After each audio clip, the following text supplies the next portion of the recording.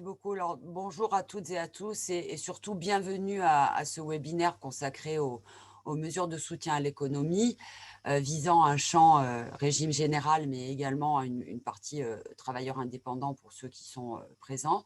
En introduction, un petit mot pour me présenter rapidement. Patricia Longhi, pôle communication partenariat de l'URSSAF-PACA. Effectivement, depuis le début de la crise, vous le savez tous, l'URSSAF est pleinement mobilisée pour mettre en place les mesures annoncées par le gouvernement.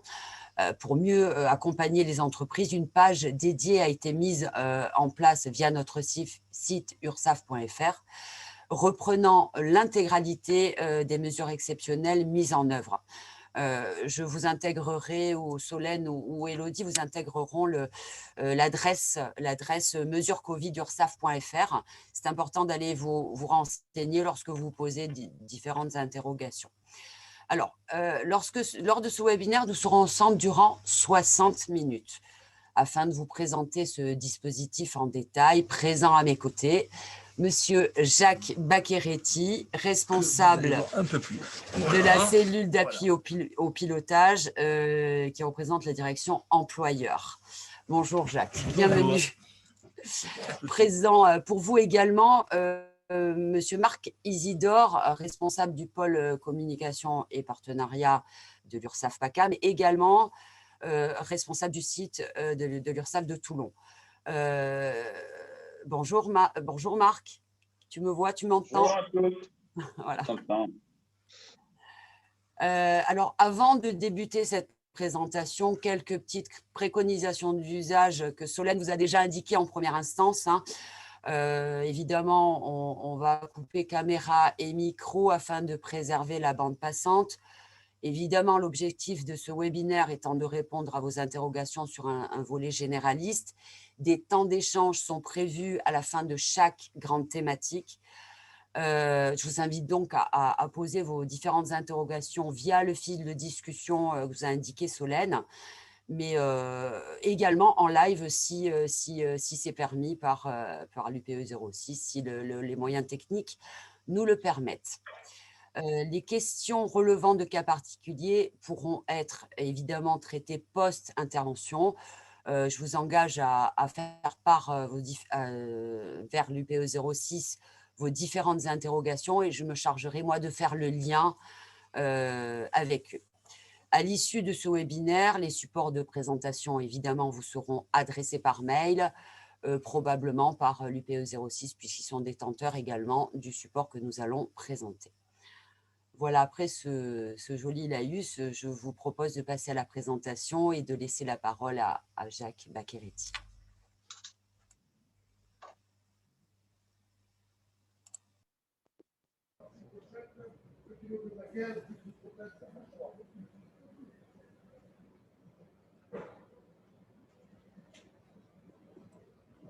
Je peux me présenter, c'est ça? Non? Je ne te vois pas, Jacques. Ça va revenir, c'est bon. Voilà. Donc, bonjour à toutes et à tous. Donc, comme vous l'a dit Patricia, on va revenir sur les dispositions qui concernent, alors pour ma partie, les employeurs. Et vous voyez afficher déjà les textes, pour ainsi dire, fondateurs des mesures gouvernementales, à savoir deux lois, la loi de finances rectificative et la loi de financement de la sécurité sociale. Donc, et une nouveauté, c'est l'instruction ministérielle du 5 mars 2021 qui est très importante. On aura l'occasion d'en reparler. Alors, hop, la suite. Voilà. Alors, les mesures de soutien, quelles sont-elles? Alors, on va d'abord évoquer les reports de paiement sans majoration de retard, puis ensuite les exonérations et les aides au paiement, et enfin les plans d'appurement proposés par les URSSAF et le dispositif de remise exceptionnelle de dette dans certains cas de figure. Pourquoi on commence par les mesures de report de paiement? C'est parce qu'en réalité, cette mesure n'a pas besoin de la publication d'un texte, ni d'une loi, ni d'un décret. c'est une décision qui intervient au niveau gouvernemental, qui passe par les ministères. Et là, la première des choses que l'on voit arriver, c'est ce report des cotisations. Chronologiquement, c'est cette première mesure qui intervient. Évidemment, il y a la période d'emploi qu'on a connue au printemps dernier, du 1er février au 31 mai 2020. Puis ensuite, en 2020, il y a eu les périodes à compter du 1er septembre ou du 1er octobre jusqu'au 31 décembre 2020, avec cette histoire de report possible des cotisations patronales et salariales. Et enfin, on a les périodes d'emploi qu'on connaît actuellement de janvier, février et mars 2021, avec l'idée que le principe, c'est que pour ceux qui le peuvent, ils payent leurs cotisations, mais surtout, bien sûr, ils déclarent. Parce que la problématique, c'est également que les déclarations sont fondamentales pour ensuite faire le calcul des exonérations et des aides. Ces reports de cotisations sont également valables pour les cotisations de retraite complémentaires et pour en bénéficier, il faut remplir un formulaire de demande préalable. Et si par contre il n'y a pas de réponse de l'URSSAF, en général c'est le cas parce qu'il y a quand même plusieurs milliers de formulaires, la demande est considérée comme acceptée. Et les cotisations qui ne sont pas payées sont automatiquement reportées et l'URSSAF, et on le verra un peu plus loin, contacte ultérieurement les employeurs et leur propose des plans d'apurement de leurs dettes. Aucune majoration de retard, je précise, n'est appliquée en cas de report sur ces périodes dites Covid. Par contre, comme je l'ai dit tout à l'heure, la faculté de report ne dispense pas de l'obligation du dépôt d'ADSN pour les employeurs à la date d'exigibilité. Les mesures gouvernementales, elles obéissent d'abord à une logique de ciblage. Et le ciblage, il commence par les secteurs d'activité dits éligibles et avec la détermination d'une activité principale. Donc, on a des employeurs qui relèvent de secteurs identifiés comme très impactés par la crise sanitaire. Et on a 3 listes qui correspondent d'ailleurs à 3 annexes d'un décret de mars 2020, les listes dites S1, S1 bis et S2. La différence entre S1, S1 bis, S2, c'est que dans liste S1, on a identifié des secteurs qui sont particulièrement impactés, directement impactés. Dans la liste S1 bis, c'est un impact indirect parce qu'ils dépendent des activités des secteurs S1 et enfin la liste S2, c'est celle qui a fait l'objet d'interdiction d'accueil du public pour les raisons sanitaires que vous connaissez. Si on reprend ces secteurs, donc vous avez dans les secteurs S1, à l'évidence, le tourisme, les hôtels, cafés, restaurants, la culture, les clubs sportifs, le transport aérien, l'événementiel. Il y a toute une liste évidemment qui est constituée par l'annexe 1 du décret du 30 mars 2020, qui est régulièrement d'ailleurs mise à jour. Et là, actuellement, a été mise à jour au 1er janvier 2021. Et on a affaire à des entreprises de moins de 250 salariés. Le secteur S1 bis, par contre, c'est toujours les employeurs de moins de 250 salariés, mais là, on est sur des entreprises liées à l'activité précédente, des secteurs S1, et qui ont subi une importante baisse de chiffre d'affaires. Donc, on a cette fois-ci une annexe 2 de ce fameux décret du 30 mars 2020. Le secteur S2, eh bien là, on a affaire à des employeurs de moins de 10 salariés pour la première période 2020. Donc, le printemps 2020, il y avait une interdiction d'accueil du public.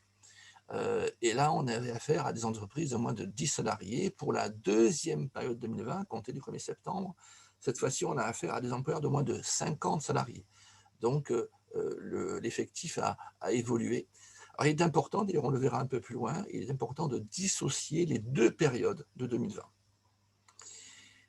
Alors, une particularité, c'est que quand on parle de baisse de chiffre d'affaires, il n'est pas tenu compte des activités de livraison, de retrait, de commande ou de vente à emporter pour apprécier à la fois ce critère de baisse de chiffre d'affaires, ce n'est pas intégré dedans, mais c'est surtout pas pour apprécier le critère d'interdiction d'accueil.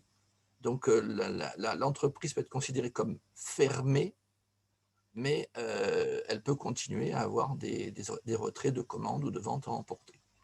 Par contre, très important, les fermetures volontaires ne permettent pas de considérer que la condition d'interdiction d'accueil du public est remplie. L'interdiction d'accueil du public, elle est liée à une interdiction dite administrative, c'est-à-dire c'est l'autorité préfectorale ou l'autorité municipale qui décide. En général, c'est le préfet. Et donc, mais pas une fermeture volontaire.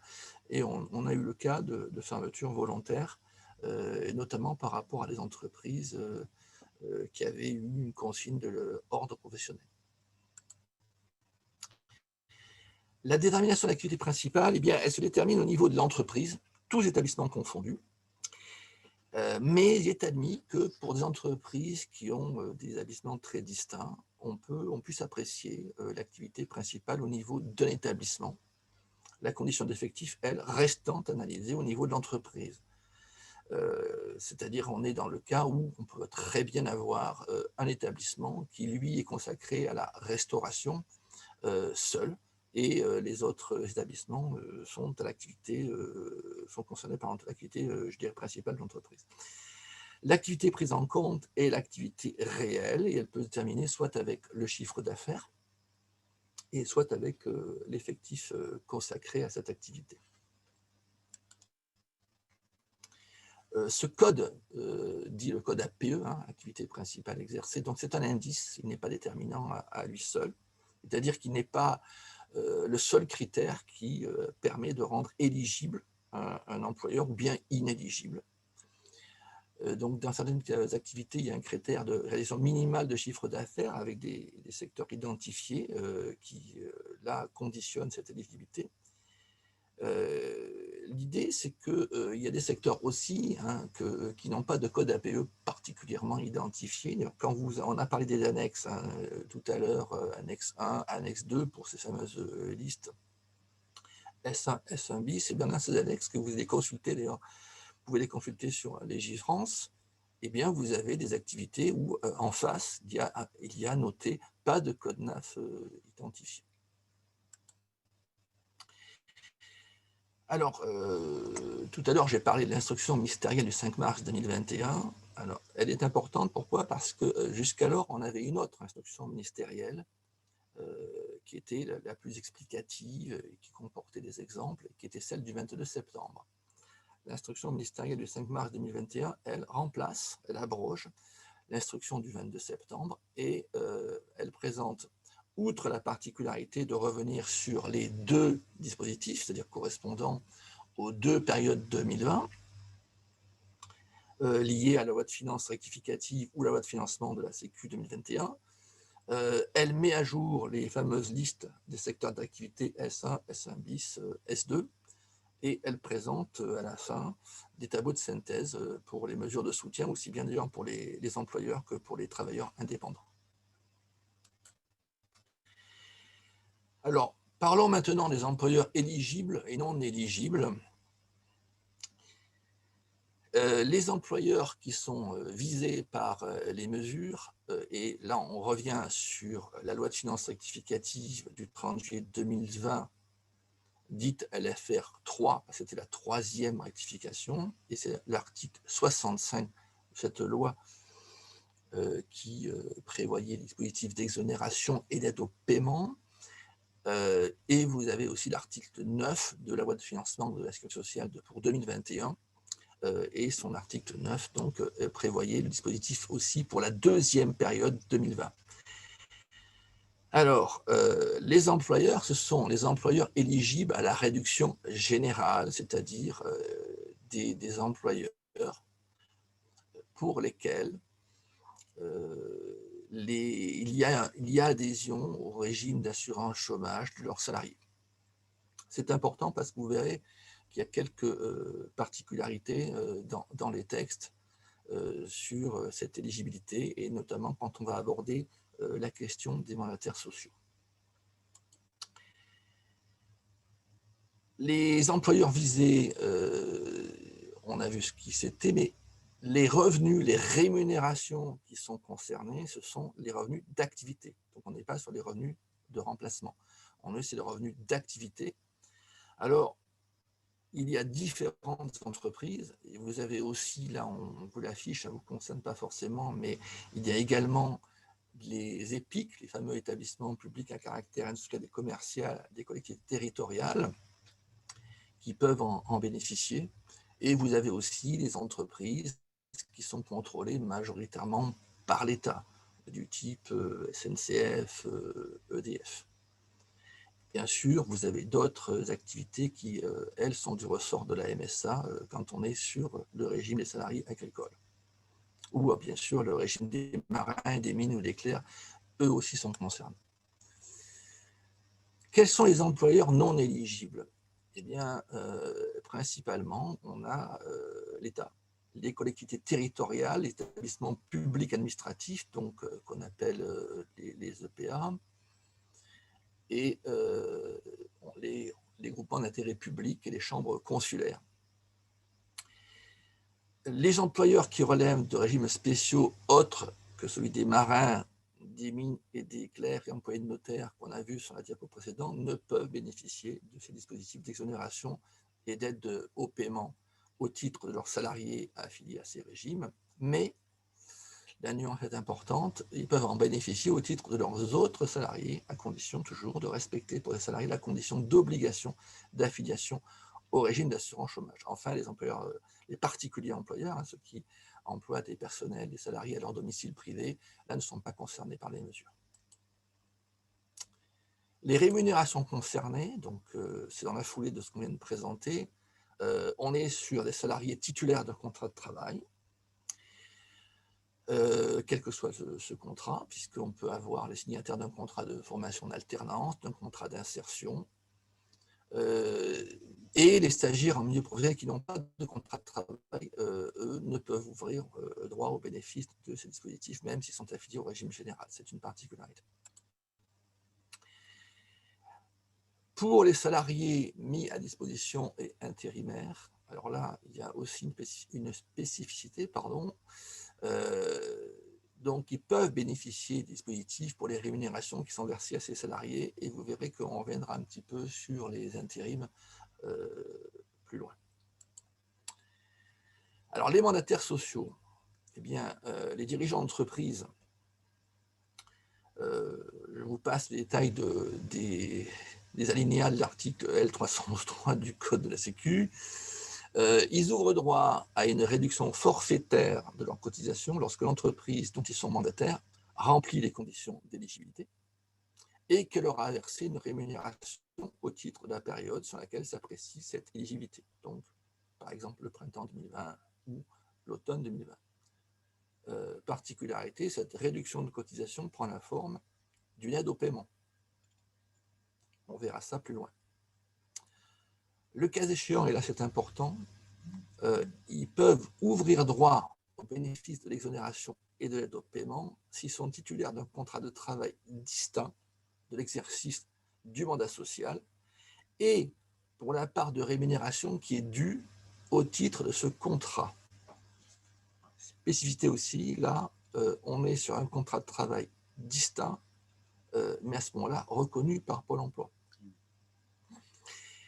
Et si un dirigeant d'entreprise a des mandats sociaux dans plusieurs entreprises, eh bien, chacun de ces mandats lui ouvre droit, dans les mêmes conditions, à la réduction forfaitaire dont on a parlé au premier paragraphe de cette diapo. Enfin, il y a la possibilité de cumul avec la réduction générale ou une autre mesure. Les mêmes dispositifs, puisque vous verrez, il y en a deux, ils sont cumulables avec la réduction générale ou avec une autre exonération, par exemple la zone franche urbaine, et ils sont également cumulables avec l'application de taux spécifiques d'assiette ou de montant forfaitaire de cotisation. Donc les modalités d'application des dispositifs dans le cas où la réduction générale des cotisations ou une autre exonération totale ou partielle s'applique sont détaillées dans la fameuse instruction ministérielle du 5 mars 2021 en section 3. Cette instruction ministérielle, elle est fondamentale et il faudra certainement s'y reporter, d'autant plus qu'elle a été publiée maintenant dans le bulletin officiel de la Sécurité sociale. Donc, avant peut-être de poursuivre, peut-être qu'on peut faire une Oui, pause on peut déjà faire une petite pause, là-dessus. je suis assez d'accord, je vais reprendre. Voilà, vas-y. Oui, Ça. Non. je vais me mettre à côté de toi. Alors, s'il y a des questions déjà sur Alors, cette première partie. alors effectivement, nous arrivons quand même voilà. Merci Jacques, hein, tout d'abord de cette présentation et de ces précisions sur les mesures. Moi, j'aimerais savoir si effectivement vous aviez des interrogations diverses et variées. Vous souhaitez interagir en live. Alors, Solène ou Élodie, est-ce que c'est possible que les personnes interagissent directement Bien sûr. en ouvrant, voilà, c'est peut-être plus Alors, interactif de laisser la parole si c'est possible, hein. oui, oui, bien sûr. N'hésitez pas si vous. Est-ce que quelqu'un a une question? Alors, il y en a qui n'ont pas de micro, hein, donc vous pouvez l'écrire directement dans le chat, j'ai vu. Et D'accord. pour ceux qui ont des micros, n'hésitez pas à prendre la parole. Est-ce qu'il y a des questions à ce stade-là? Non, Jean-Jacques? Et pour les autres, Marie, Marc, Sarah? Non, pas de questions pour l'instant? Pas de questions pour l'instant. Alors, on va poursuivre, Jacques, Et on va revenir donc sur le les 4 processus. types de mesures en les D'accord. détaillant. Très bien, parfait. Très bien.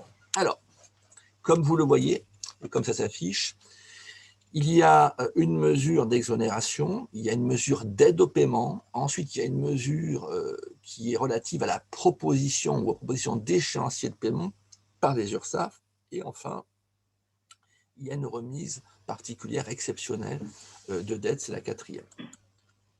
Commençons par l'exonération partielle des cotisations et contributions à la charge de l'employeur. Alors, comme vous allez le voir, alors là, je l'ai surligné en jaune, vous avez d'abord les 2 périodes. Vous avez d'abord des règles applicables lors de la première période et vous verrez qu'il y a des règles applicables lors de la deuxième période. Donc, pour la première période, on va commencer par parler du champ d'application et les périodes d'emploi éligibles. Donc, on est sur des périodes d'emploi légèrement différentes selon que l'entreprise relève des activités des fameuses listes S1 et S1 bis dont on a parlé. Et là, on a les périodes du 1er février au 31 mai 2020, sauf si, bien sûr, il y avait une prolongation sectorielle qui était prévue par la loi ou un arrêté.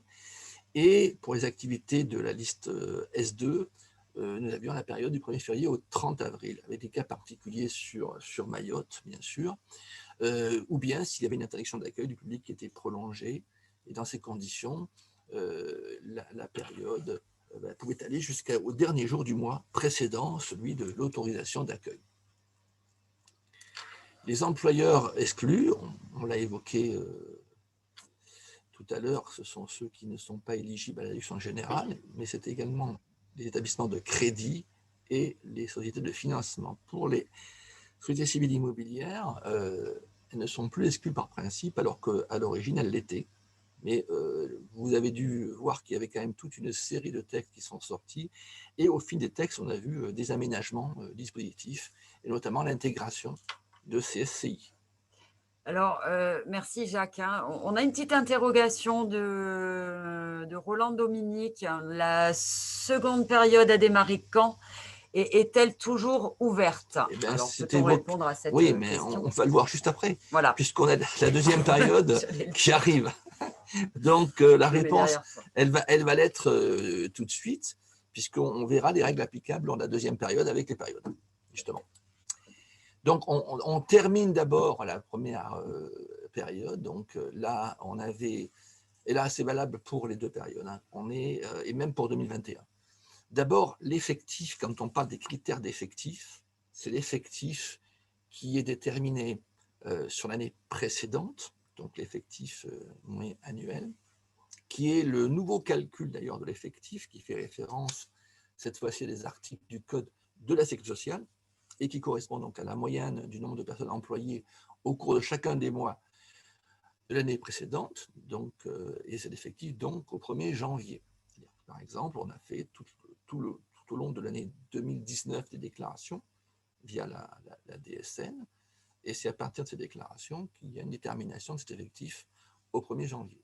Ceci sans application, alors j'insiste, hein, sans application des effets de neutralisation de seuil, puisque vous savez que pour certaines mesures, et notamment le versement mobilité, anciennement versement transport, il y a une neutralisation de seuil dans la mesure où il y a le franchissement du seuil qui rendrait applicable un employeur à ce taux de versement, transport, mobilité, et ceci parce que justement, il faut avoir un effectif supérieur à 11 salariés pendant plusieurs années, pendant 5 ans, pour qu'il y ait application du taux.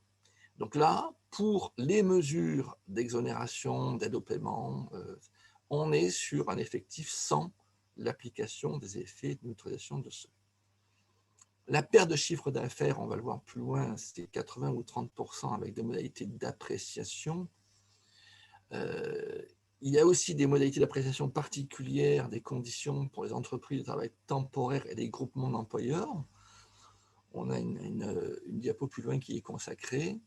Évidemment, il faut qu'il y ait une absence de condamnation pour travail dissimulé au cours des 5 années précédant la demande. Et il y a une limite qui a été augmentée, donc elle est désormais de 1 800 000 €. Là, c'est la limite des aides de l'État. Et là, on est en cumul exonération, aide au paiement. Alors que au tout départ du dispositif, c'était 800 000 €. Alors, cette limite d'aide de l'État, elle est liée à une décision de la Commission européenne, puisque vous savez que c'est la Commission européenne qui a, on va dire, la compétence pour considérer que ces aides de l'État ne sont pas quelque chose de déguisé pour finalement subvenir à une entreprise de manière très très différente et laissant en quelque sorte de côté la concurrence justement européenne. C'est ça, c'est le but, là, c'est ce qui est affiché d'ailleurs en bas de la slide. Et donc la Commission européenne a augmenté ce plafond à 1 800 000 € par entreprise. Et je vous renvoie donc toujours à l'instruction ministérielle du 5 mars 2021. La baisse du chiffre d'affaires, on a vu qu'elle elle est liée à différents calculs. C'est au moins 80% pour la fameuse période du 15 mars au 15 mai 2020. Mais il y a aussi une particularité pour les entreprises qui sont créées entre le 16 mars 2019 et le 9 mars 2020 inclus. Donc là, on fait un autre rapport parce qu'on n'a pas la même période que l'on peut comparer d'une année à une autre. Mais aussi, et là, c'est la deuxième partie de la diapo, vous pouvez avoir une baisse du chiffre d'affaires sur la période du 15 mars 2020 au 15 mai 2020 comparée à la même période 2019. Et cette fois-ci pour une baisse de moins de 30%. Alors pourquoi cette différence avec 80% d'un côté et 30% de l'autre? C'est que quand on est sur représente au moins 30% pour une période très limitée, c'est qu'on a voulu, au niveau des pouvoirs publics, prendre en considération des entreprises qui ont une forte saisonnalité. Et dans les exemples donnés par le gouvernement, il y avait par exemple une activité des fleuristes avec la vente du muguet, par exemple. Les entreprises de travail temporaire, alors là, on l'avait annoncé un peu plus haut, on est sur une mesure qui présente une certaine spécificité, puisque les mesures sont applicables uniquement au titre des salariés intérimaires, donc pas au titre des salariés permanents. Les conditions sont appréciées au niveau de l'entreprise de travail temporaire pour la condition d'effectif, mais la condition d'activité, elle, est appréciée par rapport à l'entreprise utilisatrice pour chaque mission des salariés intérimaires. Et il y a une évolution qui a eu lieu sur cette particularité des entreprises de travail temporaire, c'est que sont désormais visées les activités des agences de travail temporaire lorsqu'au moins 50% du chiffre d'affaires est réalisé avec une ou plusieurs entreprises du secteur de l'événementiel, de l'hôtellerie ou de la restauration, c'est-à-dire en fait les entreprises qu'on a vues précédemment dans la liste des secteurs impactés Et donc, ces ETT, si elles remplissent la condition de perte de chiffre d'affaires, sont éligibles au dispositif au titre du secteur S1 bis. Donc, on a vu hôtellerie, restauration, événementielle, c'était le secteur S1. Et évidemment, là, on est sur S1 bis, puisque ce serait du personnel qui est impacté, des salariés qui sont impactés, d'activités d'entreprise impactées, justement parce qu'ils travaillent avec les secteurs S1. Et dans ce cas présent, donc, elles seraient également éligibles au titre de leur personnel permanent. Particularité aussi des groupements d'employeurs. Dans ce cas, l'activité principale est déterminée en fonction de l'activité majoritaire des membres du groupement. Si la majorité des employeurs qui sont adhérents du groupement a une activité principale qui relève d'un secteur éligible, à ce moment-là, le groupement pourra en bénéficier au titre de ses salariés. Bien sûr, le groupement d'employeurs doit appliquer une convention collective nationale relevant d'un secteur éligible et les conditions liées au secteur d'activité, à l'effectif et à la baisse de chiffre d'affaires sont appréciées cette fois-ci au niveau du groupement. Pour les holdings, alors là, c'est aussi au fil du temps qu'on a vu apparaître des mesures sur les holdings. La holding, elle est éligible si l'ensemble des sociétés qu'elle contrôle sont elles-mêmes éligibles, d'une part, et d'autre part, si l'effectif cumulé de toutes ces sociétés et de la holding elle-même, donc l'ensemble global, est inférieur au seuil applicable. Et ces dispositions sont valables pour les périodes de 2020 depuis février, donc depuis la première période de 2020. Les cotisations, on y revient, ce sont bien les cotisations qui rentrent dans le champ de la réduction générale et qui restent dues après application de la réduction générale ou de toute autre mesure d'exonération, comme on l'a vu, et on est sur les cotisations patronales.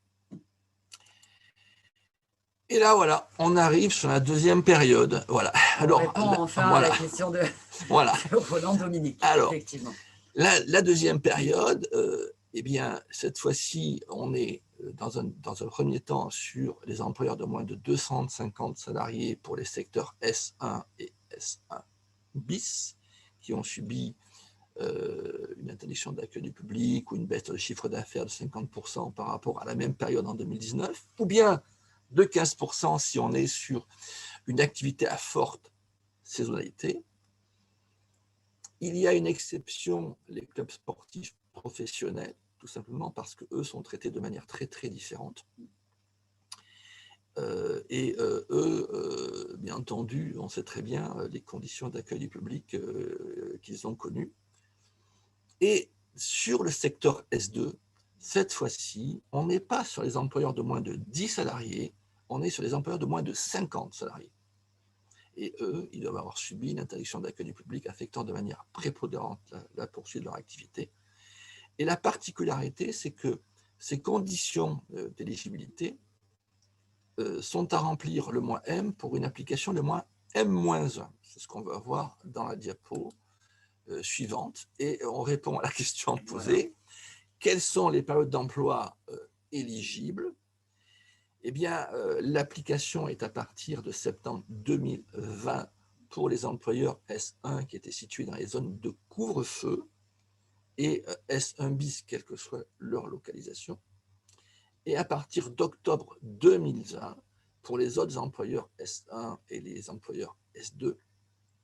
Et ceci jusqu'au 31 décembre 2020. Alors, la loi de financement de la Sécurité sociale 2021 prévoyait que ces périodes d'emploi allaient jusqu'au 30 novembre 2020 et le décret d'application de la loi de financement, lui, a prolongé la période jusqu'au 31 décembre 2020. Et on verra pour 2021 par la suite. Donc voilà.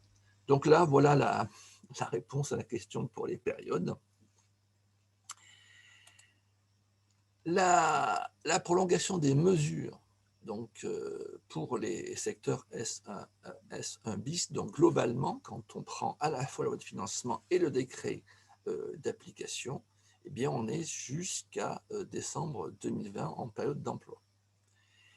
Et bien entendu, ce qui est prévu aussi, c'est que si on est sur une interdiction d'accueil du public, c'est jusqu'au mois précédent celui de la levée d'interdiction d'accueil du public, pour respecter l'idée que c'est les conditions sur le mois M-1 à partir du moment où on est sur une décision du mois M. L'exemple, c'est si les mesures d'interdiction d'accueil public sont levées en mars 2021, alors honnêtement, ça ne sera pas le cas, je pense. L'exonération s'appliquera sur la période d'emploi de février 2021. C'est pour l'idée qu'on est sur M par rapport à M-1. Pour les DOM, je passe assez vite, ils n'ont pas connu de mesures de restriction analogues à la métropole. Et donc, on revient sur S1, S1 bis, S2. Donc, et la prolongation des mesures, eh bien là, on est plutôt sur des mesures de restriction d'activité prises depuis fin janvier 2021. Donc, on a des fermetures de magasins de plus de 20 000 m², puis on a aussi le confinement à Mayotte. Et il y a la nécessité d'aménager le décret du 27 janvier de manière à prolonger le bénéfice de ces mesures. Et pour les employeurs S1, S1 bis, S2, qui rempliraient en mois M+1 les conditions d'interdiction d'accueil du public ou l'affectation de manière prépondérante de leur activité. Donc, qu'est-ce que ça veut dire, prolongation de ces mesures? Ça veut dire que pour les périodes 2021, on sera nécessairement dans l'attente d'un nouveau texte, d'un nouveau décret. Essentiellement un décret, je suppose. Ça peut être une loi, mais je pense que ça serait plutôt un décret, puisque le financement prévoit quand même que ça peut être prolongé. Quelles sont les modalités déclaratives? Alors ça, je pense que la majeure partie des employeurs, en tout cas de leurs experts comptables, connaissent la fiche DSN 2324 et les délais. Alors au départ, c'était des déclarations au plus tard le 30 novembre, maintenant c'est prolongé bien entendu. L'idée c'est de faire la DSN dans les temps et enfin de faire des blocs, dits des blocs régules. Ça, cette diapo est plutôt consacrée aux comptables. C'est-à-dire que vous utilisez dans les blocs régules un code type de personnel, c'est ce qu'on appelle nous en termes abrégés les CTP, 667 pour l'exonération. Donc là, c'est le CTP, le code type de personnel 667 qui est utilisé en termes de bloc régule, c'est-à-dire une déclaration qui peut revenir sur les périodes antérieures, par exemple sur les périodes de 2020 et notamment du printemps 2020 ou de l'automne 2020. Alors, peut-être faut-il passer l'aide au paiement, puisqu'on pourra traiter exo-aide au paiement globalement ensuite, puisque ces deux mesures sont liées. L'aide au paiement, comme vous le voyez, sont les employeurs qui sont éligibles à l'exonération Covid. On retrouve les périodes d'emploi éligibles du 1er février au 30 avril ou bien au 31 mai pour la première période et pour la deuxième période du 1er septembre au 31 décembre 2020. Donc la première période étant, je dirais, réglementée par la loi de finances rectificative et la deuxième période étant réglementée par la loi de financement de la Sécurité sociale 2021. L'aide au paiement, à quoi correspond-elle? Elle correspond à 20% du montant des revenus d'activité auquel s'applique l'exonération dite Covid. Alors là, il y a peut-être une correction à faire parce que c'est dans la limite de 1 800 000 euros. Les 800 000 euros, c'était la première indication. Et ça a été corrigé depuis très récemment. Comme vous voyez dans le bas de la diapositive, dans la communication du 28 janvier 2021, la Commission européenne a augmenté ce plafond à hauteur de 1 800 000 euros. Et donc, on est sur 1 800 000 euros et non pas 800 000 euros. Et là, l'imputation, elle se fait sur l'ensemble des sommes qui pourraient être dues aux URSSAF ou aux caisses générales de sécurité sociale au titre des années 2020 et 2021, puisque 2021, malheureusement, on a la crise sanitaire qui continue. Ceci après l'application de l'exonération dite Covid et de toute autre exonération totale ou partielle applicable. Ça veut dire qu'il y a une chronologie de l'application des mesures. d'abord, quand on est éligible, bien entendu, d'abord vous appliquez l'exonération, vous déclarez, par exemple, des régularisations, ce fameux bloc régule des SN, en faisant intervenir ce fameux code type de personnel 667, et donc en réduisant, je dirais, le montant des cotisations qui resterait dû aux URSSAF, et ensuite, vous appliquez l'aide au paiement. Alors, Jacques, on a une petite question de Cécile Monniot qui nous demande effectivement si l'on peut déjà demander les exonérations ainsi que les aides sur les périodes de 2021 actuellement. La réponse, elle est très simple, c'est ce que je disais tout à l'heure, c'est-à-dire que pour appliquer l'exonération et les aides pour 2021, il va falloir que paraisse un décret. Le principe, c'est toujours la chronologie. Dans un premier temps, vous avez le report du paiement des cotisations sociales. Et ce report n'a pas besoin de texte. Par contre, dès l'instant que vous avez une exonération ou une aide au paiement, vous êtes obligé de vous appuyer, en tout cas l'URSSAF, mais vous-même aussi, sur un décret ou une loi. Et ce décret, on l'attend incessamment sous peu, je pense qu'il va être publié, mais à mon sens, il ne va pas être publié de suite parce que vous avez dû suivre comme moi l'actualité, alors qu'on avait une espérance pour sortir de la crise en janvier 2021, et c'est pourquoi la loi de financement ne prévoyait pas les périodes, elle indiquait juste que ça pouvait être prolongé, mais on voit très bien qu'avec les dernières mesures des pouvoirs publics, on est reparti sur au moins l'intégralité du mois d'avril. Donc je suppose que le décret, s'il y en a un, il devrait être publié aux alentours du mois de mai. Sur la base d'un décret qui ferait d'ailleurs référence à la loi de financement 2021, certainement, mais qui reviendrait sur le décret d'application du 25 janvier 2021, qui est le décret d'application de la loi de financement. À ce moment-là, on pourra commencer à appliquer exonération et aide au paiement sur les périodes 2021. Je ne sais pas si je crois avoir répondu à la question. Voilà, j'allais dire. Là, il y a juste une diapositive qui vous fait une sorte de récapitulatif avec, vous verrez, il y a d'autres diapos de ce genre, entre première période et deuxième période. La première période, alors on est sur les matières sociaux, donc la première période, on a un montant d'aide forfaitaire selon le secteur d'activité de l'entreprise dont le mandataire est justement responsable, avec 2 400 € pour les secteurs d'activité définis à moins de 250 salariés. C'est que, pardon, on a vu que c'était S1 et S1 bis, et on est à 1 800 € pour les secteurs d'activité de moins de 10 salariés, c'est-à-dire le secteur S2. En deuxième période, donc on est sur l'automne 2020. Là, on est sur un forfait de 600 € par mois et qui est identique, quel que soit le secteur d'activité.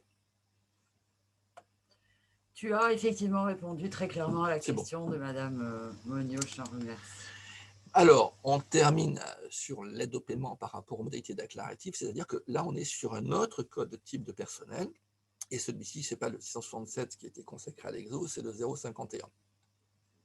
La particularité, et là j'insiste un peu, c'est que quand vous déclarez une exonération, il faut que vous déclariez une exonération mois par mois. Le 667, lui, il va être déclaré bloc régule, mettons février, bloc régule mars, à chaque fois. Alors que le 051, lui, peut être déclaré en une seule fois. Il n'y a pas d'obligation de rattachement à chaque période d'emploi. En DSN, donc, c'est ce qui est affiché. Donc, en cas de première déclaration d'aide au paiement au titre des 2 périodes, donc on a vu printemps et automne pour loi de finances rectificative et loi de financement, une seule déclaration est attendue pour l'aide au paiement calculée sur les périodes d'emploi 2020. En cas de déclaration complémentaire pour la période LFSS, donc on est sur la deuxième période, le montant d'aide correspondant à cette période peut être rattaché à un autre mois principal déclaré que celui auquel a été rattaché l'aide LFR3. et seul le montant complémentaire correspondant, alors là c'est un jargon technique, hein, correspondant à l'aide LFSS est à déclarer et non le montant cumulé. Alors techniquement, retenez que alors c'est un peu lié au texte, à l'apparition des textes, parce qu'il y a eu une foultitude de textes qui sont sortis. Et donc, retenez que sur l'aide au paiement, si jamais vous avez déclaré une première aide et que vous êtes obligé de revenir sur une aide, ben là, c'est le montant, le fameux montant complémentaire qui sera déclaré pour la deuxième période. Mais c'est pour ça que c'était juste l'exception par rapport à une seule déclaration attendue. Donc, c'est la déclaration dite complémentaire. L'invitation, c'est de rattacher au millésime concerné par le calcul de l'aide. Donc, déclarer l'aide au paiement calculée sur les rémunérations de 2020 sous une période de rattachement 2020. Et les déclaratifs, donc là, c'était 5 au 15 mars et 5 au 15 avril. On est bien là sur les périodes 2020. On verra pour 2021 avant qu'on me pose la question. Alors, il y a une exception particulière. Alors, si l'employeur est à jour de ses cotisations ou si l'employeur a utilisé la faculté de report des paiements, là, il y a une différence de situation. Si l'employeur est à jour de ses cotisations, puisqu'on est sur le cadre de l'aide au paiement, il peut déduire des cotisations dues sur l'échéance courante, donc l'échéance à venir, cette aide au paiement. Et comme c'est indiqué, s'il subsiste un montant d'aide, le reliquat peut être utilisé sur là ou les échéances déclaratives suivantes. C'était ça, hein, ce que prévoyait la loi de financement 2021. Si par contre l'employeur a utilisé la faculté de report des paiements, eh bien là, il y a une imputation par l'URSSAF de l'aide sur les cotisations reportées et la notification de l'utilisation et ou du reliquat de l'aide. La particularité, c'est que dans le premier cas, si l'employeur est à jour, c'est lui qui peut l'utiliser pour les échéances déclaratives suivantes. Dans le deuxième cas, c'est l'URSSAF qui impute. Et qui impute sur les cotisations qui restent dues. Et qui notifie cette imputation. Et qui notifie aussi s'il y a un reliquat de l'aide. Voilà, avant d'aborder peut-être les propositions des chantiers de paiement. Alors, nous avons effectivement voilà. Merci hein, Jacques de cette seconde partie de présentation. Donc, nous avons une autre question. Donc, l'exonération est limitée à 1 million. Non. Là, les 1 800 000 euros, c'est le montant total des aides dites d'État, dans lequel sont intégrées les exonérations et l'aide au paiement. Et la Commission européenne a estimé qu'il fallait modifier ce plafonnement qui était jusqu'alors à 800 000 euros. Eh bien, c'est 1 800 000 euros. Côté URSSAF, on ne peut pas connaître le montant total des aides consenties par l'État, puisque nous, on n'a que l'exonération et l'aide au paiement, alors qu'il y a d'autres aides de l'État qui peuvent être obtenues. Donc, et là, par exemple, auprès de la DDFIP. Fonds de solidarité. Donc, voilà, ou le Fonds de solidarité. Donc, non, l'intégralité des aides de l'État, c'est un plafond à 1 800 000 euros. Et là, c'est l'entreprise qui peut en faire le calcul et la somme, en quelque sorte. Donc, ce n'est pas simplement exonération plus aide au paiement. C'est exonération plus aide au paiement côté URSSAF. Mais se rajoutent les autres aides de l'État que l'entreprise peut obtenir. Je ne sais pas si j'ai répondu à la question. Je pense que oui. Mais bon. Alors, est-ce qu'il y a des questions sur exonération et aide au paiement?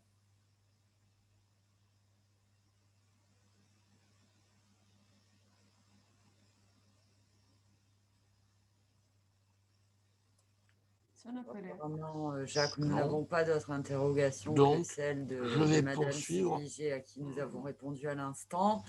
Je te propose de poursuivre cette présentation, si tu en es d'accord. D'accord. Alors là, on vient sur la troisième mesure d'importance, ce sont les Si propositions on a d'échange. Sylvie, elle Ah, vous on a une demande alors. petite question. Pourriez-vous repréciser, le plafonnement. voilà, le plafonnement URSSAF des 800 000? Non, ce n'est pas des 800 000. Ce n'est pas un plafonnement URSSAF. Comme j'ai eu l'occasion de le dire, Je reviens sur la 800 000 euros, c'était le montant plafonné des aides de l'État avant la décision de janvier 2021 de la Commission européenne, qui a augmenté ce montant global des aides de l'État jusqu'à 1 800 000 euros. Alors, je ne sais pas si on peut revenir.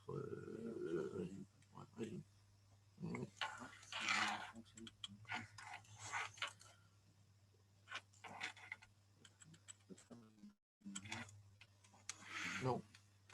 Bon.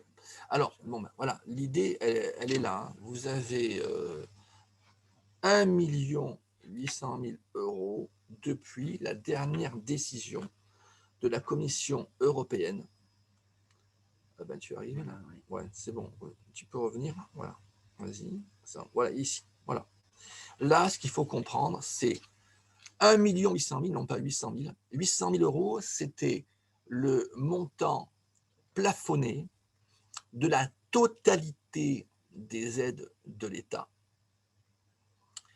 jusqu'à la décision de la Commission européenne. Cette commission, comme c'est écrit dessous, dans une communication du 28 janvier 2021, a augmenté ce plafond de 800 000 euros à 1 800 000 euros par entreprise. On attend un décret qui devrait préciser ce montant cumulé des sommes et avec ce nouveau plafond. Et 1 800 000 euros, c'est la totalité des aides de l'État. Ce n'est pas simplement l'exonération et l'aide au paiement. L'exonération et l'aide au paiement, ils sont dedans, elles sont intégrées, mais il peut y avoir d'autres aides de l'État que les simples aides, je dirais, côté URSSAF.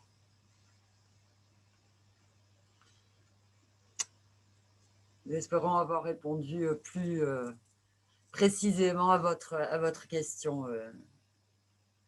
Sylvie. Sinon, on peut à ce moment-là revenir. Non, je te laisse faire. C'est bon. Ouais, donc on revient sur les échéanciers de paiement. Alors, on va tour à tour voir le contexte. Quelles sont les entreprises auxquelles s'adressent ces propositions, puis l'accompagnement des employeurs par l'URSSAF et la possibilité de renégocier un échéancier. Le contexte. Eh bien, ce contexte, c'est l'article 65 de la loi de finances rectificative pour 2020. Alors, j'insiste là-dessus. Pourquoi? Parce que on est sur l'article 65 qui prévoyait justement qu'on pouvait proposer des échéanciers de paiement intégrant l'épargne patronale et l'épargne salariale. Et je vous signale qu'il vient de sortir un décret, et ce décret qui date du 25 mars 2021 est un décret qui concerne d'une part les échéanciers de paiement proposés et d'autre part les remises de dette dont on aura l'occasion de parler tout à l'heure. Et ces échéanciers peuvent aussi intégrer des dettes constituées antérieurement à la période de crise sanitaire. Les échéanciers de paiement, les plans d'appurement sont proposés par les URSSAF sans qu'une demande de l'entreprise soit nécessaire. Et là, on est sur une méthodologie prenant en compte un nombre. Alors, quand on parle de nombre d'impayés, c'est le terme employé par les pouvoirs publics. En fait, c'est le nombre de cotisations qui n'ont pas été réglées intégralement.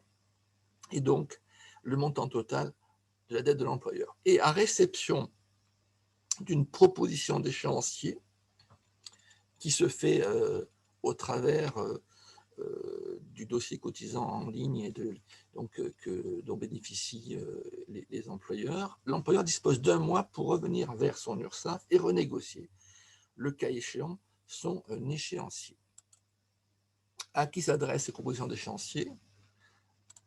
Alors, aux employeurs du secteur privé de moins de 250 salariés, y compris d'ailleurs ceux qui sont adhérents à un titre emploi simplifié, qu'il s'agisse du TES ou du CEA, qui ont contracté au moins une dette au titre des périodes Covid-19, et ceci à partir de mars 2020, et qui ne relèvent pas des secteurs touchés par les restrictions sanitaires, et donc susceptibles de bénéficier d'exonération et d'aide à ce titre. Et ces premiers échéanciers ne concernent que les cotisations employeurs. Des échéanciers seront envoyés ultérieurement pour les cotisations des travailleurs indépendants. Donc, quelle est, je dirais, la particularité de ces propositions d'échéanciers? C'est que cette mesure, elle vient en complément des précédentes. Vous pouvez avoir en effet des employeurs du secteur privé de moins de 250 salariés qui n'étaient pas dans les fameuses listes S1, S1 bis, S2, et donc on peut, au titre de ces entreprises, tenir compte de la crise sanitaire et proposer, je dirais, justement des échéanciers. Et là, alors la particularité, c'est qu'il y a un calendrier, on le verra un peu plus loin, il y a une diapo là-dessus. Moi, je suppose que les échéanciers seront envoyés au-delà de mai 2021, puisque je pense que ça se poursuivra certainement jusqu'au mois de juin. Mais les premiers échéanciers, en effet, ont été expédiés en février, et les échéanciers continueront à être proposés typologie d'entreprise par typologie d'entreprise, et ceci est très réglementé par les pouvoirs publics en lien avec notre caisse nationale. Les employeurs des secteurs S1, S1 bis, S2, eux, ils recevront plus tard leurs propositions. Pourquoi? Mais tout simplement parce qu'il faut peut-être attendre la fin de la crise sanitaire et la stabilisation de leurs dettes pour proposer un échéancier. Parce que là, les exonérations et aides seront prolongées. Elles seront certainement prolongées, et pour faire un rappel de la question qui a été posée tout à l'heure, il y aura certainement un texte qui reviendra là-dessus et qui reviendra sur les périodes 2021. Et quand les dettes seront stabilisées et que la crise sanitaire sera terminée, eh bien, on pourra proposer des échéanciers à ces fameuses entreprises secteur S1, S1 bis, S2. Donc, le calendrier d'envoi des propositions dépendra beaucoup de l'évolution des restrictions sanitaires. Les grandes entreprises, elles, ne sont pas concernées, c'est-à-dire que les entreprises qui ont plus de 250 salariés, elles ne sont pas concernées par la loi de finances rectificative ni par la loi de financement. Et elles ne sont pas concernées non plus par la mise en place d'échéanciers. Elles peuvent demander des délais de paiement, bien sûr, et elles ne seront pas touchées par ces propositions d'échéanciers quasi automatiques et faites à l'origine par les URSSAF. Elles pourront par contre être contactées individuellement par les URSSAF afin d'échanger sur leur situation et aboutir, le cas échéant, comme indiqué dans la diapo, à la mise en place d'un délai négocié. Oui, je vous l'avais annoncé, c'est le calendrier prévisionnel. Donc, les échéanciers sont diffusés en plusieurs envois en fonction de la situation des entreprises. Donc, vous avez tout un calendrier qui s'échelonne entre février, mars, avril, mai et sans doute jusqu'à juin, avec l'idée que quand on propose un échéancier, on propose une première échéance de paiement, et cette échéance de paiement, elle n'est pas immédiate, elle est à 2 ou 3 mois après, pour justement permettre aux employeurs qui le souhaitent de pouvoir renégocier. Les employeurs, eux, sont informés par une notification qui dit quel est le calendrier, qui donne la durée de ce dernier, le montant de chaque échéance, le mode de paiement. Et voilà, là, on affiche quels sont les supports dédiés à l'accompagnement des employeurs, avec un tutoriel qui est en ligne. Donc là, c'est des diapos qui peuvent passer assez rapidement parce que ça, il suffit d'y aller et d'aller justement consulter ces tutoriels et ces supports. Et voilà, j'en arrive à la renégociation. Si l'employeur pense que l'échéancier qui lui est proposé n'est pas adapté à la situation de son entreprise, eh bien, il peut demander une renégociation via son espace en ligne. Et donc, il accède au formulaire renégocier l'échéancier de paiement depuis la messagerie, donc un paiement renégocié ou via un lien dans un article du site ursaf.fr. Et derrière, il a ce formulaire. Et en bas, vous voyez qu'il y a renégocier un échéancier de paiement encadré en rouge. Et donc, dans ce formulaire, il y a quelques données à saisir qui sont les caractéristiques de l'échéancier proposé, montant les nombres d'échéances à saisir par l'employeur, les caractéristiques de l'échéancier souhaité par l'employeur. Et le formulaire, lui, permet d'accéder à un simulateur pour déterminer les caractéristiques du nouvel échéancier qui serait souhaité. Et si ce nouvel échéancier simulé ne convient pas, eh bien, l'employeur a toujours la possibilité de contacter l'URSSAF en rédigeant un message pour demander justement à être contacté, à être recontacté. Et voilà, ça c'est le simulateur qui permet à l'entreprise de simuler un nouvel échéancier. Donc vous voyez, tout ça, c'est vous avez étape 1, étape 2. Donc ça, je passe assez vite dessus, mais c'est je dirais, la possibilité d'accompagner les employeurs juste par rapport à cette mesure particulière de proposition de plan d'appurement. Avant d'attaquer la remise de dette, merci infiniment Jacques de toutes ces informations très précieuses pour nos participants. Nous avons 2 petites interrogations. Alors la première de Marie qui nous dit « C'est donc à nous de savoir où nous en sommes au niveau total des aides perçues de la part de l'État, URSSAF inclus. » Oui. Pourquoi ? Parce que, je confirme, pourquoi ? Parce que les aides de l'État ne sont pas simplement l'exonération et l'aide au paiement des URSSAF. Ça peut être pour obtenir auprès des GFIP. Et donc, derrière, c'est vous qui pouvez avoir la connaissance totale de ces aides, alors que l'URSSAF, à la limite, elle ne peut, je dirais, en prendre connaissance que lors d'un contrôle. S'il y a un inspecteur du recouvrement qui passe, éventuellement, il verra votre comptabilité. Mais sinon, c'est à vous, en effet, de faire la somme des aides entre celles qu'on vous a présentées qui concernent la branche recouvrement et les autres concernant d'autres organismes. Alors, seconde question de la part de Sylvie qui nous a déjà questionné tout à l'heure. Alors, pouvons-nous d'ores et déjà demander l'aide au paiement et l'exonération des cotisations pour 2021 ? Est-ce qu'effectivement, ils peuvent déjà émettre la démarche de demande sur ces deux pans, tout en sachant que nous sommes en attente d'un décret sur ces thématiques-là ? Moi, je répondrai tout simplement non, puisque, comme j'ai dit, on attend le décret. C'est-à-dire que si vous pratiquez, pour l'instant, on est sur le propre paiement, hein. Si vous pratiquez une exonération et une aide au paiement, il faut que vous puissiez la pratiquer par rapport à un texte. C'est toujours pareil. C'est-à-dire que jusqu'à présent, les échanges, vous pouvez aller voir, consulter ursaf.fr, on est sur le report des paiements.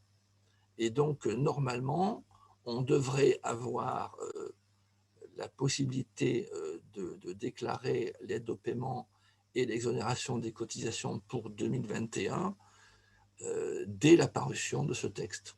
Parce que derrière, on est toujours, et là, c'est les dispositifs que je vous ai présentés, on est toujours sur les périodes d'emploi de 2020, qu'il s'agisse du printemps ou de l'automne, voire même une partie de l'hiver, puisque la loi de financement et son décret d'application ont permis de prolonger ça jusqu'au 31 décembre 2020. Alors maintenant, il y a ce décret qu'on attend. D'ailleurs, je suppose qu'il devrait intervenir, encore une fois, assez rapidement. Mais à ma connaissance, je ne l'ai pas vu, ou alors j'en ai pas eu connaissance de la part de la Caisse nationale. Pour l'instant, on est sur les reports.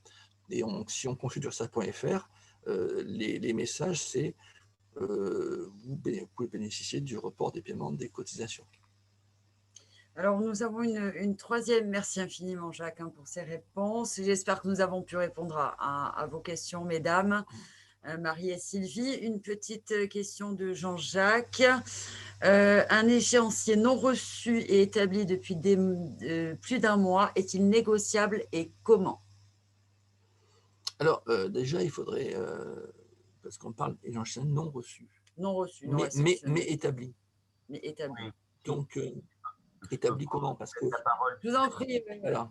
intervenez. On Oui, ne en m'entend fait, pas très j'ai bien. j'ai été informé par mon expert comptable qu'il y avait eu un échéancier établi par l'URSSAF que je n'ai jamais reçu et qui est daté du 15 février. Donc, effectivement, quand on parle de négociation sur la période d'1 mois, comment je peux faire? Quelle démarche je dois avoir vis-à-vis de ces cotisations Alors, et de l'échéancier?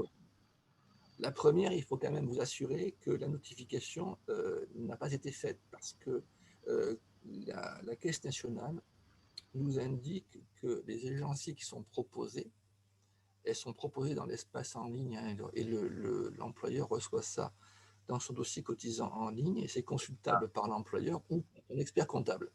D'accord. 70% des notifications sont consultées. Ça veut dire qu'il y a 30% où l'employeur ou son expert comptable n'a pas consulté.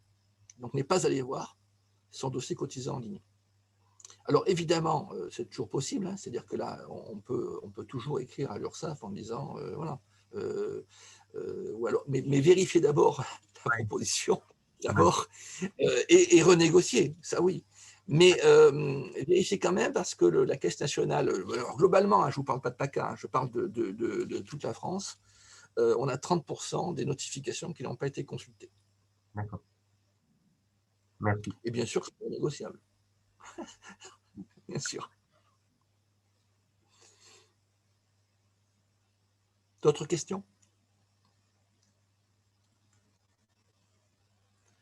Alors, effectivement, merci, Jacques. Nous espérons avoir répondu à votre interrogation, Jean-Jacques. Alors, si vous le souhaitez, on peut passer à la suite, la remise de dette. Alors, si on passe à la remise de dette, alors vous voyez afficher quand même l'actualité, pour ainsi dire, puisqu'on est le 2 avril, et le décret qui est relatif au plan d'appurement et de remise partielle de dette, il date du 25 mars. Donc, vous voyez, il y a à peine une semaine. Alors, il est particulièrement important ce décret, parce que, comme je l'ai dit un peu plus haut, il parle des plans d'appurement et il parle des remises de dette, alors qu'au départ, on attendait un décret uniquement sur les remises de dette. Donc, les pouvoirs publics ont déjà légiféré sur les plans d'appurement, en donnant des durées, pour ainsi dire, limites. Donc, c'est important aussi d'avoir conscience que ce décret existe. Alors, la remise de dette. La remise de dette, elle s'adresse donc aux employeurs de moins de 250 salariés qui ne bénéficient ni de l'exonération, ni de l'aide au paiement, et qui ont subi une baisse de leur chiffre d'affaires d'au moins 50%, qui bénéficient aussi d'un plan d'appurement automatiquement donc, ou à leur demande, et qui ne sont pas en mesure de respecter la totalité des échéances du plan.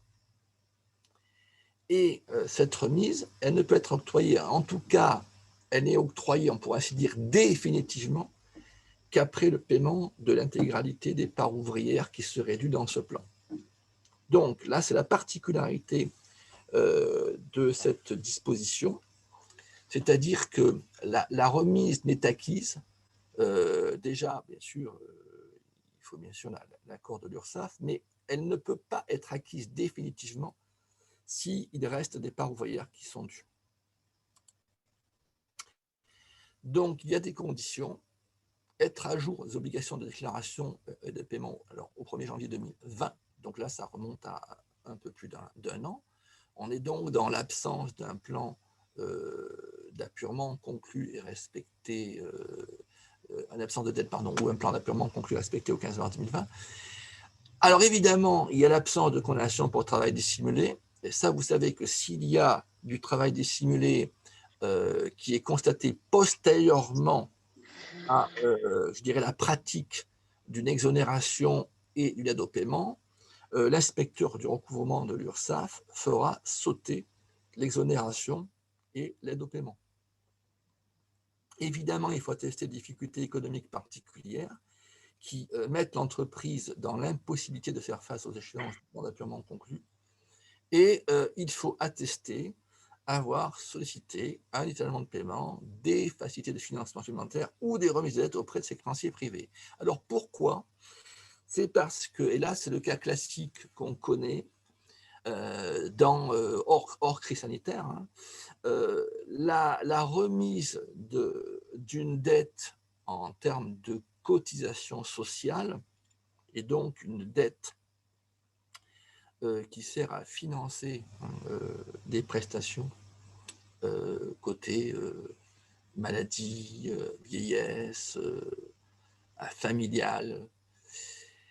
Cette remise de dette, elle ne peut pas être du seul ressort des URSSAF. Ça veut dire qu'il doit y avoir des créanciers privés qui doivent consentir à une remise également de dette. Le fondement, en quelque sorte, de la poursuite d'activité d'une entreprise ne peut pas être sur la seule remise de dette des cotisations sociales. Il faut que le créancier, pour ainsi dire URSSAF, ou le créancier dit public, URSSAF, soit traité de la même manière que les créanciers privés. C'est ça, hein, le texte.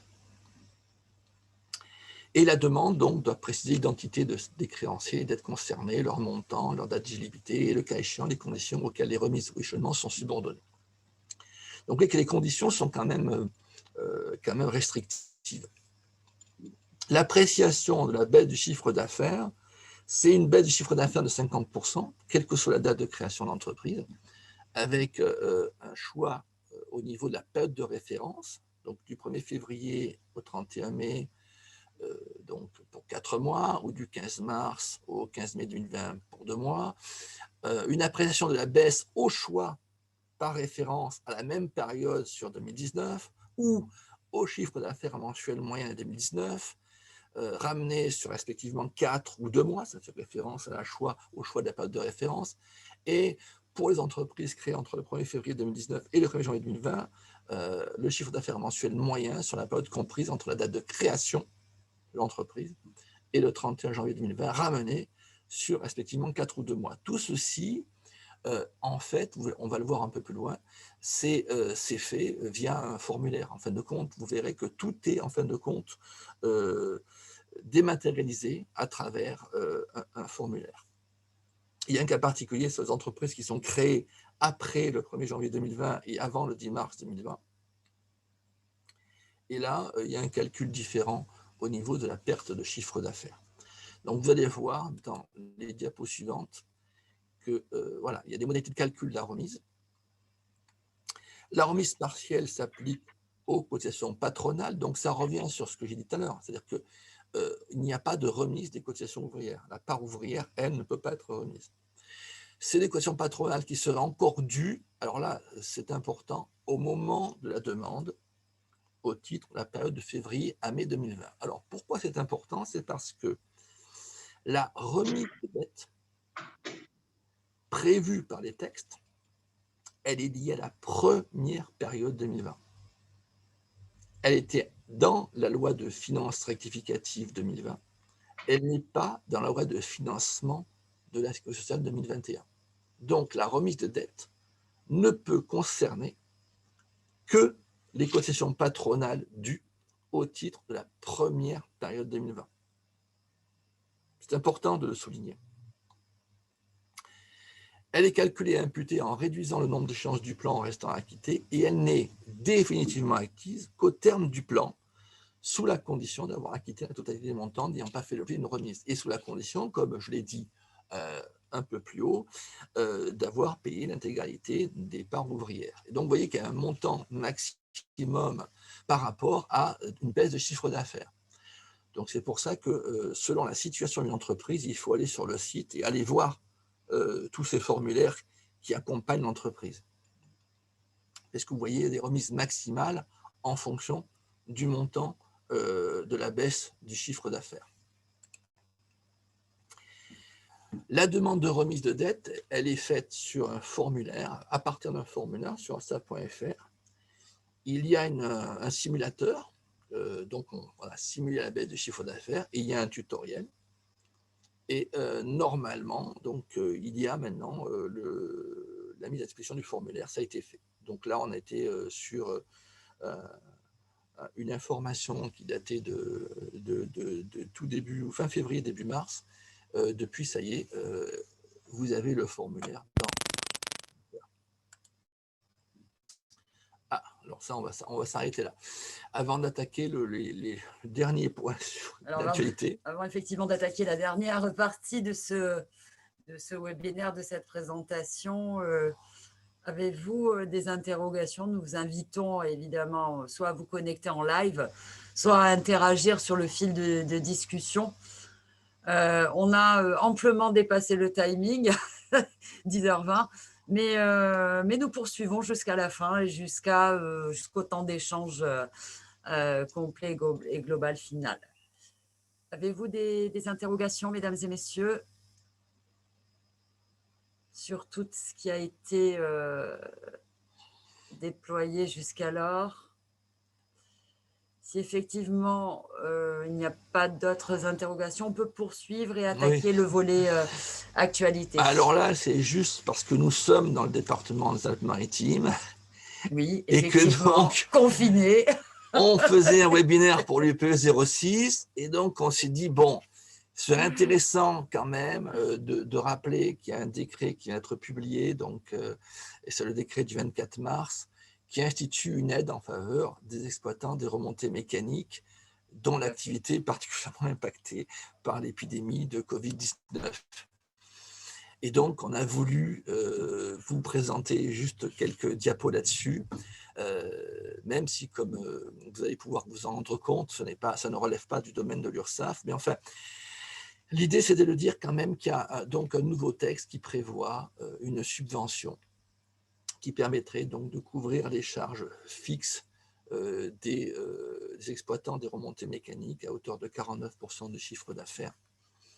Le chiffre d'affaires annuel de référence, la moyenne des chiffres d'affaires réalisés au titre des exercices clos en 2017, 2018 et 2019. Donc en fait, ils étalent ça sur plusieurs années par rapport à je dirais, l'enneigement et par rapport au fonctionnement des remontées mécaniques. Et ce décret fixe les conditions d'éligibilité ainsi que les modalités de calcul et de versement de l'aide. Il n'y a pas de plafond, il y a un rapport avec le chiffre d'affaires annuel et un pourcentage. Et la demande d'aide, c'est pour ça qu'on l'a mis aussi, elle doit être effectuée par voie dématérialisée au plus tard le 30 juin 2021. Mais ce n'est pas auprès de l'URSSAF. Donc, a priori, donc, le décret donc, dit que le dispositif il est ouvert donc, depuis le 26 mars jusqu'au 30 juin.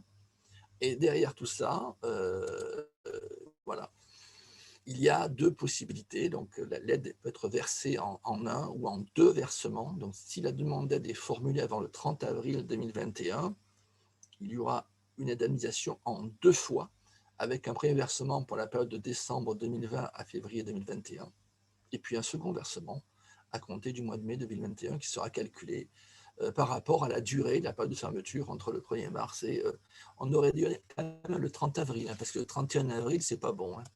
Moi, je vous dis, ah mince, on ne peut pas revenir en arrière là. Oui, attends, vas-y, juste, voilà. Parce que on a trouvé 31 jours en avril, ça, c'est pas bon.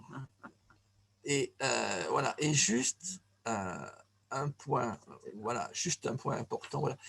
Si la demande d'aide par contre est formulée après le 30 avril, eh bien l'indemnisation s'effectuera en une seule fois, couvrant toute la période de fermeture. On vous a mis quand même un point de vigilance parce que cette disposition n'est pas de la compétence sur ça, mais c'est juste pour vous apporter une information au titre de l'aide qu'on peut apporter maintenant aux exploitants de remontées mécaniques. Et après, eh bien, on arrive à la fin, je pense, avec les questions-réponses, bien sûr, et puis vous verrez qu'on a mis référence à des fiches qui sont des fiches, notamment des fiches consignes concernant la DSN, mais aussi le site ursaf.fr qui s'appelle mesure-covid19.ursaf.fr et toute une série de textes de référence qui sont, on va dire, sériés entre d'un côté les mesures de soutien et de l'autre tous les textes qui sont relatifs aux listes des secteurs d'activité.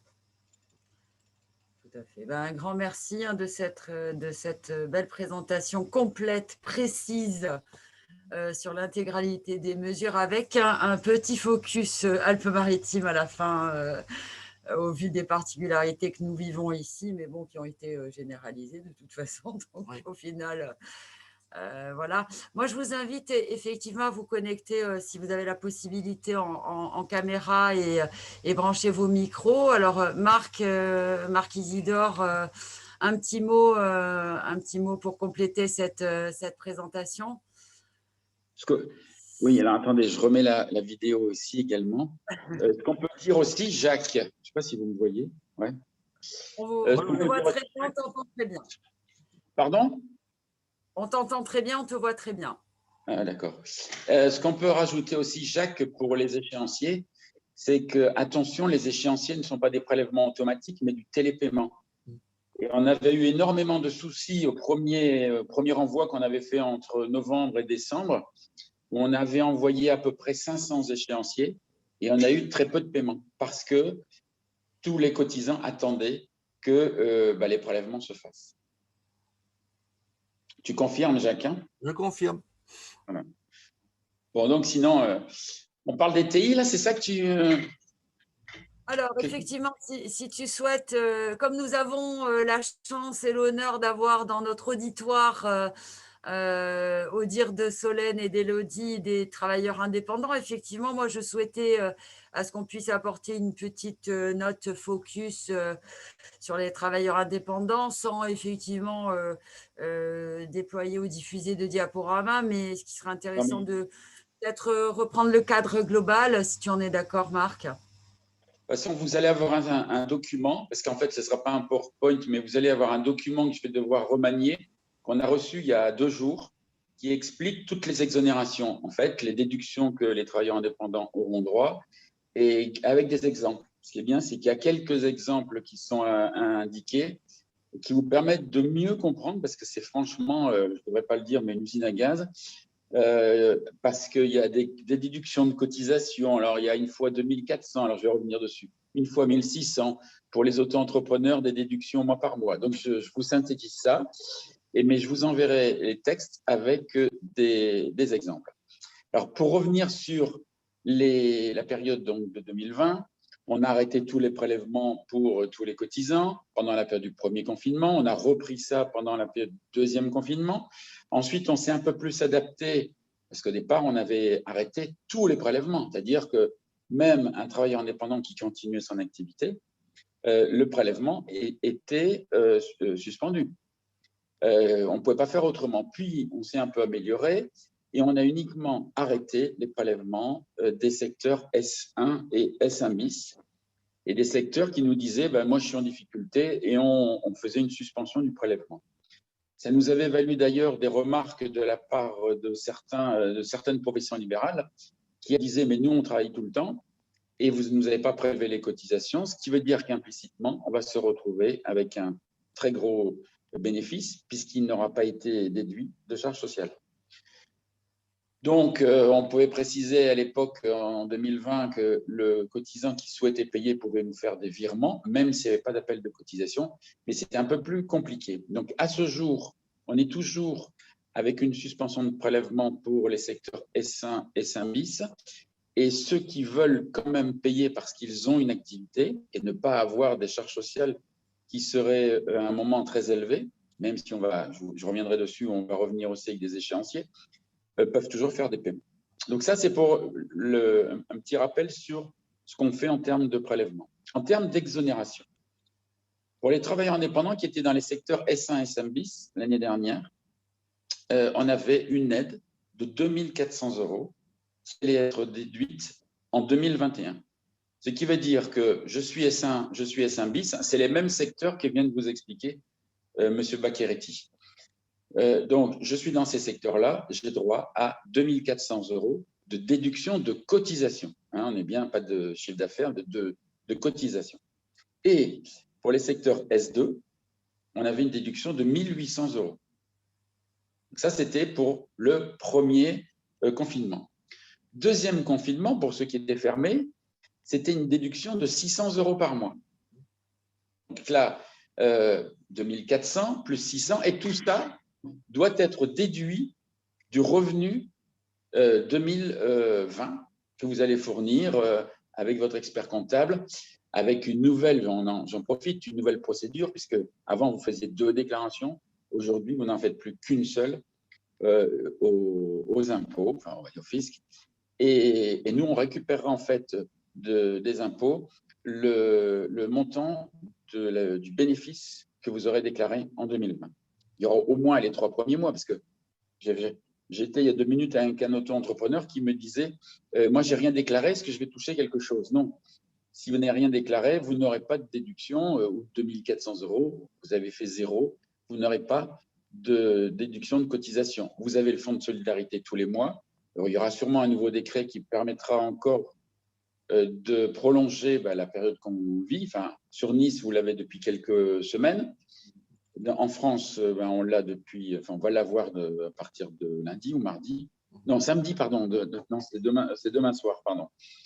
Donc, il y aura sûrement encore des nouveaux textes avec de nouvelles déductions. Donc, ça, je reviens. Les S1, S1 bis, 2 400 l'année dernière. Les S2, 1 800. Les secteurs qui étaient, les entreprises qui étaient fermées au mois d'octobre-novembre, eux, 600 € par mois, à déduire également du bénéfice de l'année 2020 exigible en 2021. Voilà à peu près la philosophie des exonérations que l'on a appliquées et qu'on commence déjà à recevoir quelques déclarations. Vous savez qu'en général, on le fait vers le mois de mai-juin, les déclarations, et théoriquement, le gros des exonérations vont se faire pendant cette période. Donc ça, c'est pour les travailleurs indépendants. Pour les auto-entrepreneurs, alors c'est encore plus compliqué. Parce que les auto-entrepreneurs vont pouvoir bénéficier d'une déduction du chiffre d'affaires qu'ils n'ont pas, qu'ils ont déclaré pendant la période Covid. C'est-à-dire, j'ai fait 2 000 € de chiffre d'affaires pendant la période 1, eh bien, on pourra déduire en 2021 les 2 000 € sur le chiffre d'affaires qu'ils feront en janvier, février, mars, avril, mai, juin. Donc, c'est pour ça qu'il y a quelques exemples qui sont cités, parce que c'est assez complexe pour bien intégrer. Quand est-ce qu'on va faire ces exonérations pour les auto-entrepreneurs? Mais ça sera une déduction de chiffre d'affaires. En sachant que pour les auto-entrepreneurs qui sont soumis au prélèvement libératoire, donc ceux qui payent l'impôt en même temps que leur cotisation URSSAF, ils ne seront pas exonérés des impôts, et donc le prélèvement libératoire sera payé pour ces cotisants-là. Donc voilà à peu près donc, la philosophie pour les paiements, enfin les exonérations de cotisation.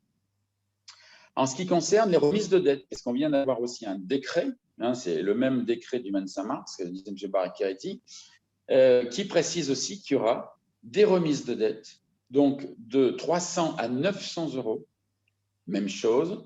Pour les secteurs qui ne sont pas dans les secteurs S1, S1 bis, il y aura des remises de dette. Et là, on n'a pas encore de notification précise pour savoir comment on le fera. Il n'y a pas de DSN, donc ça voudra dire que c'est uniquement des remises de cotisations qui sont dues. Et je n'ai pas eu, à moins que Jacques ait eu récemment un décret ou une notice qui précise exactement pour les travailleurs indépendants le processus de réduction des dettes. La seule chose, c'est même chose que sur les entreprises. On a des pourcentages en fonction des chiffres d'affaires et ça peut aller de 300 € à 900 € de remise. Ce qui veut dire que j'ai 2 400 € de remise ou 1 800 si je suis secteur 1, S1, S1 bis, S2. J'ai 600 € par mois et ça va continuer encore, à mon avis, le mois d'avril aussi. On n'a pas encore su les textes avril. Et pour tous ceux qui ne sont pas dans ces secteurs-là, comme pour les régimes généraux, il y aura également des remises de dette. Par contre, sur les échéanciers, à chaque fois qu'on faisait des webinaires l'année dernière, on précisait qu'on ferait des délais à 9 mois jusqu'à 24 mois. On oublie ça, puisqu'on a continué à être confiné en partie. Et on va recommencer à partir du mois de mai-juin à proposer des délais, comme on le fait aujourd'hui, même si, à mon avis, Jacques, ça va s'arrêter pour certains, et qu'il y aura des nouveaux échelonnements qui seront proposés.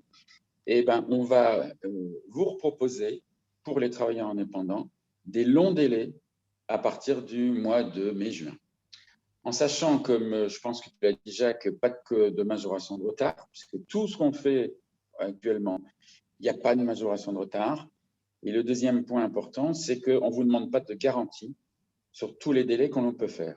Nos délais sur les régimes généraux entre 12 et 36 mois. Et un petit point aussi pour vous et pour vos collègues et amis, sachez que si vous présentez un dossier CCSF, donc un dossier avec des dettes URSSAF et impôts, on peut aller jusqu'à 48 mois de délai, ce qui est extrêmement important puisque avant, les 36 mois, ça dépendait des CCSF départementales. Il y avait des CCSF qui étaient plus larges que d'autres, on allait quelquefois jusqu'à 36 mois, mais là, s'il y a des dettes sociales et fiscales, on pourra aller jusqu'à 48 mois. Donc voilà un peu le point à ce jour, en sachant que de nouveaux décrets sortiront, on les attend, et sûrement de nouvelles exonérations sortiront aussi pour les mois, donc on est avril, mai, juin, j'en sais rien, en espérant que ça aille le plus vite possible, la reprise économique. Voilà, après, brosser rapidement, et je vous envoie donc un document avec des exemples. Avez-vous des questions? Pour ce condensé des 4 grands axes. Si je développe, j'en ai pour 1 heure. Comme pour les RG, alors il faut avoir moins 50% de chiffre d'affaires entre la période 2 et 2. Si ce n'est pas possible, la moyenne des… Enfin, vous le connaissez, puisque tous les indépendants qui demandent le fonds de solidarité, c'est exactement les mêmes critères et c'est d'une complexité. Merci pour ce condensé précis et précieux. Alors, mesdames et messieurs, si vous avez effectivement des interrogations sur le volet travailleurs indépendants ou même effectivement sur le volet RG, je vous invite à vous manifester, soit par fil de discussion. Au revoir, Madame Monio. Merci d'avoir participé à notre séance. À très bientôt.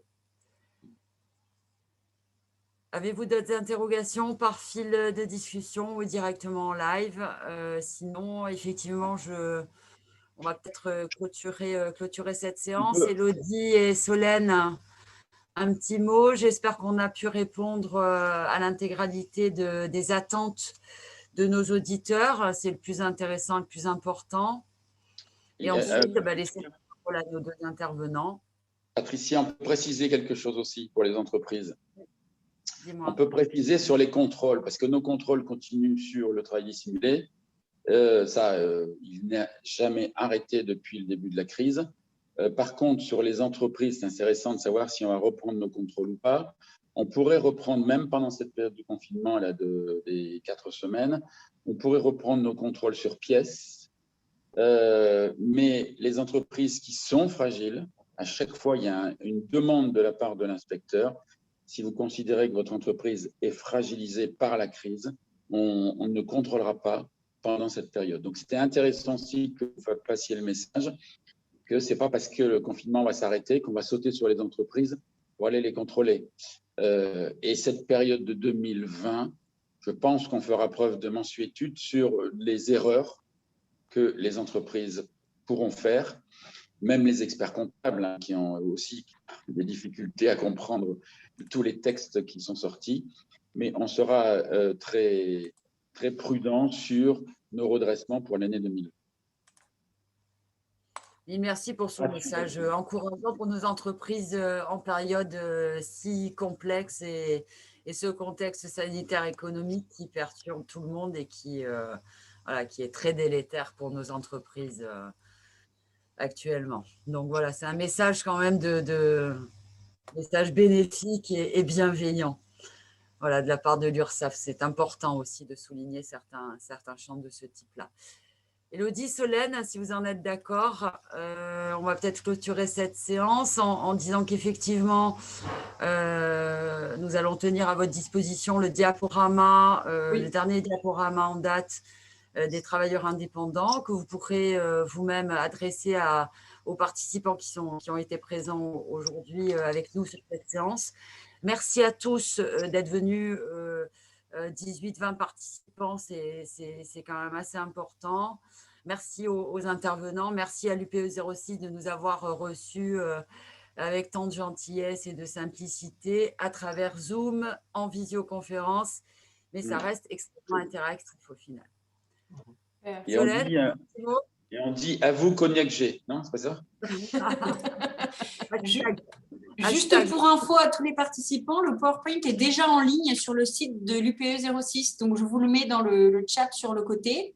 Et dès cet après-midi, il y aura aussi le replay avec la vidéo qui sera en ligne. Donc, voilà, pour les participants, n'hésitez pas à le faire passer à votre réseau aussi, parce que ça peut en intéresser un grand nombre. Eh ben, merci beaucoup à vous d'avoir accompagné nos entreprises ce matin et d'avoir pu répondre à leurs questions en tout cas. Merci aux participants. Alors, il y en a quelques-uns qui ont dû nous quitter entre-temps parce qu'ils avaient d'autres visios derrière. Mais en tout cas, il y en a beaucoup qui sont restés jusqu'au bout. Donc, merci en tout cas.